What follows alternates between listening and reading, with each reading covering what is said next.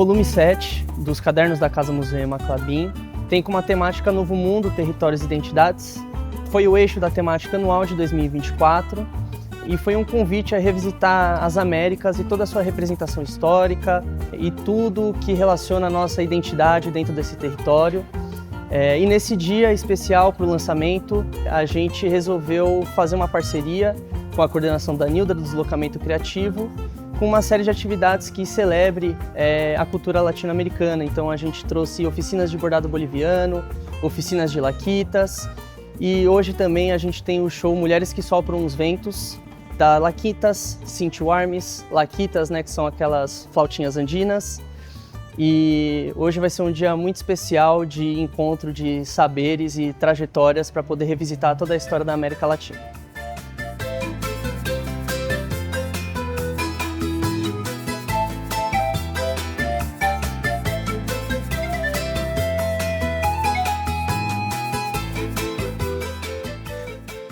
Olá, meu nome é Elizabeth, mas todo mundo me chama de Elis, porque é mais curto. Eu sou boliviana, já moro aqui em São Paulo há 20 anos, fiz 20 anos esse ano. E esse projeto de bordado surgiu faz 7 anos, então, no qual eu pretendo mostrar um pouquinho da minha cultura. Porque mesmo estando do lado, por assim dizer, da Bolívia, são muitos aspectos que nos deixam longe. E através do bordado eu quis resgatar um pouquinho isso. Aí o bordado é totalmente manual, no qual eu apresento vários personagens da cultura, que nem esse aqui. Esse aqui é um pepino, personagem do carnaval boliviano. Esse aqui também, no bordado a gente retrata a natureza. Esse aqui é específico de uma dança chamada Tinco, que é do norte de Potosí. Esses aqui são os diabos, também relacionado a uma dança chamada Diablada. E vai mudando assim, dependendo, tem várias técnicas, como esse aqui, que é com agulha francesa. Porém, todos são manuais. Todos são manuais e eu faço isso para mostrar um pouquinho da minha cultura.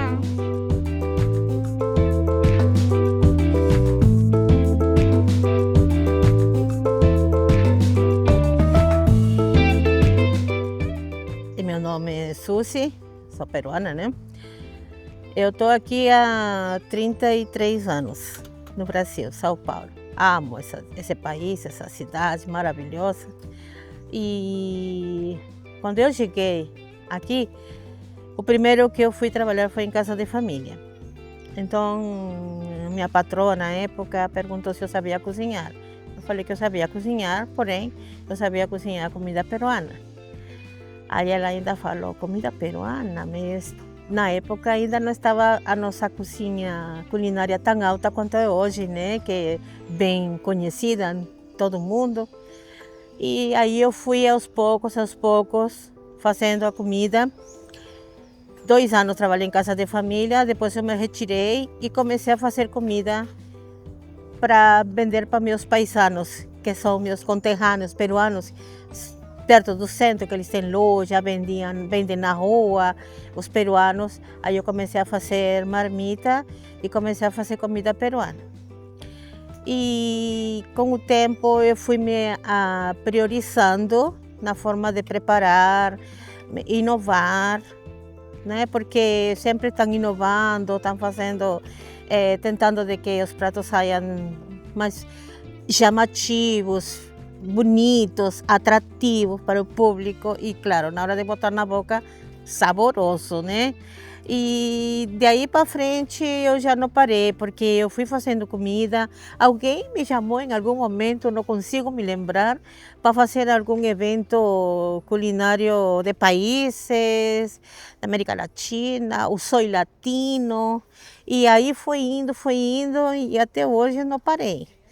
Então, assim, eu sou muito feliz, não me preparei, não estudei para fazer cozinha, essas coisas. A vida me ensinou, eu agradeço muito.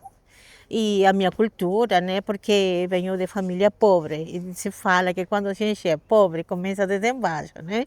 Então a vovó ensinava a descascar batata, abóbora e aí eu fui aprendendo e foi assim que eu criei meus filhos e hoje eu me encontro aqui feliz, muito grata a vocês brasileiros, tanto respeito, tanto carinho quanto pra gente.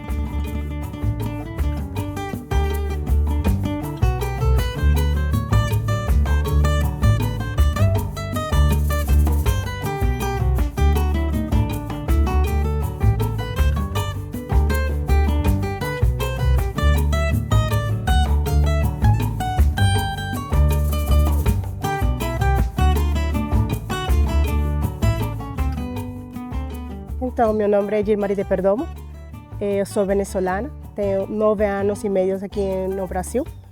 A cultura e a gastronomia se unem para me reencontrar com aquilo que a gente perde quando sai de seu país. Que a única coisa que você traz quando sai de seu país é as memórias, é os sabores e os olhos. Então, assim, você tenta trazer a lembrança através dele. Eu sou formada como terapeuta ocupacional, especializada em educação especial. Na Venezuela trabalhava com questões de autismo, sem glúten e sem lactose. Só que aqui no Brasil virou um modo de trazer renda para minha casa e trazer o sustento de cada dia para nossa casa. E aí começou com uma questão de venda na frente de um ponto de ônibus. Esse ponto de ônibus se mudou para frente de uma padaria, a gente não conseguiu vender mais, mas não desistia daquele sono, né? Daquela maneira de recomeçar uma vida. E aos poucos a gente foi fazendo eventos, foi fazendo coisas, foi conquistando e hoje tem 8 anos no mercado, com Tentações da Venezuela, trazendo a gastronomia venezuelana, do jeito que é feito na Venezuela, do jeito que a gente aprendeu de pequeno, para trazer essa gastronomia através da cultura também. Então, nos unifica totalmente.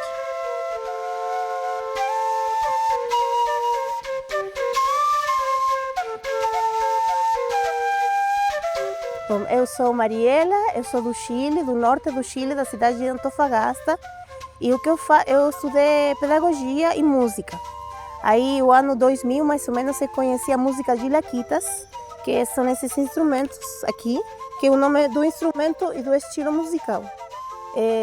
Normalmente era feito só por homens, sim. Há uns 30 anos, mais ou menos, começou as mulheres a incursionar nesse tipo de música, desse estilo, e começaram a aparecer agrupações só de mulheres. Se toca muito em festas religiosas, sobretudo do 5 de janeiro, que é a festa da Epifania, da Páscoa de Negros, que a gente fala. E já no Chile tem agrupações em quase todas as regiões. Aqui são 2 instrumentos. Então, eu toco um e outra pessoa toca um. A escala musical se divide entre 2 pessoas e reflete um pouco da cosmovisão. Assim, a dualidade, a reciprocidade. E eu comecei a fazer oficinas lá no Chile para escolas primeiro, em alguns projetos da prefeitura, em bairros assim mais periféricos, com uma amiga que eu tenho da escola. Assim. A gente se juntou em Valparaíso, a gente também era parceiro dentro dessa música, e a gente começou a fazer essas oficinas em bairros assim mais vulneráveis, chegando às comunidades mais pequenas, né, com as crianças. E quando eu vim morar aqui no Brasil, eu comecei a tomar aulas de português numa ONG. E aí eu conheci a Nilda, que está fazendo essa produção agora. Ela me convidou para fazer a primeira oficina com ela para mulheres. Aí eu conheci a Andrea, a Giovana, que faz parte do coletivo, que eu faço parte, que é a equipe de base WARMS, Convergência das Culturas. E a gente fez um projeto VAI e fizemos uma agrupação destinada para mulheres imigrantes e filhas de imigrantes. E agora, bom, que a gente vai apresentar agora à tarde, né? O que eu gosto é que a gente conheça como é uma mulher imigrante, que a gente carrega toda uma cultura, que a gente traz toda uma cultura, uma bagagem. E é bonito que as pessoas conheçam nosso instrumento e que a música seja a nossa forma de colocar essa cultura nas ruas, por exemplo.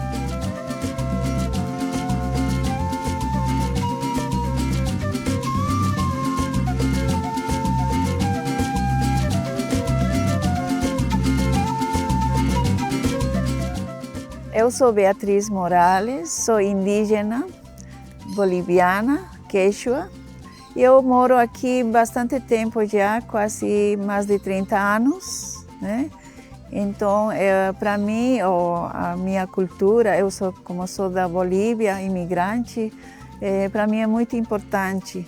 Aqui a gente desenvolve nossa cultura para fortalecer, né, nossas raízes, para não perder nossa identidade e para também, de certa maneira fazer alguma coisa por essa cidade que nos acolhe, né?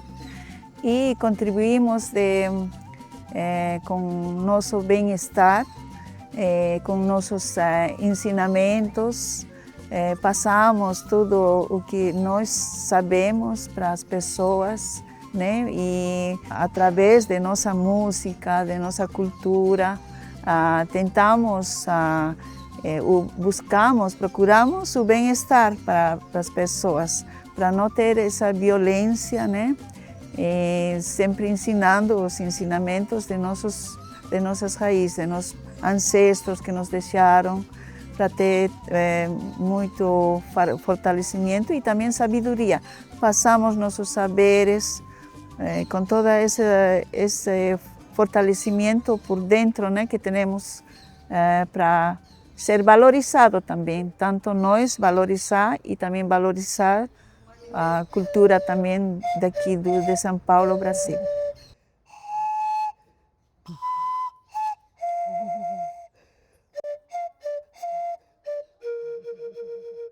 Eu trabalho com imigrantes há mais de 20 anos e isso foi mudando o perfil ao longo do tempo. Nos últimos 6 anos eu foquei em economia criativa porque entendi que isso era muito mais produtivo, mais inserção rápida das pessoas no mercado de trabalho, a pessoa trabalha com a sua própria identidade, isso é muito importante porque quando você rompe com seus laços, você não achar uma identidade é muito mais dolorido ainda. Então eu fui focando nisso. E São Paulo é uma cidade que comporta isso, você torna a cidade mais rica, né, mais diversidade, é isso. Acho que a pergunta que fica hoje em dia é pensar do porquê trabalhar essa temática do novo mundo, territórios, identidades, né, e qual é a relação com o continente da América Latina. Esse conceito de novo mundo, ele acabou refletindo por muito tempo uma ideia de civilização que a colonização europeia trouxe para a América Latina, né? E ressignificar isso, retrabalhar esse termo, significa trazer de volta as origens, né? Saber que o novo mundo ele não vai apresentar só uma natureza exótica ou um povo selvagem, mas que tem uma riqueza cultural muito grande, uma riqueza de trajetórias e de saberes enorme que se estende por gerações e gerações. E eu acredito que o dia de hoje foi possível ver isso também com esses relatos que foram dados dessas pessoas.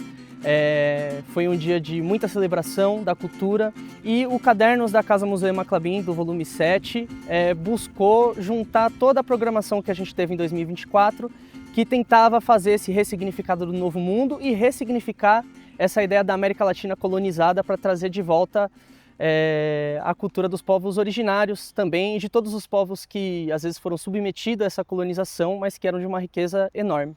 O volume 7 dos Cadernos da Casa Museu Ema Klabin, ele já está disponível no nosso site para download. Você pode conferir esse volume e todos os anteriores no nosso site.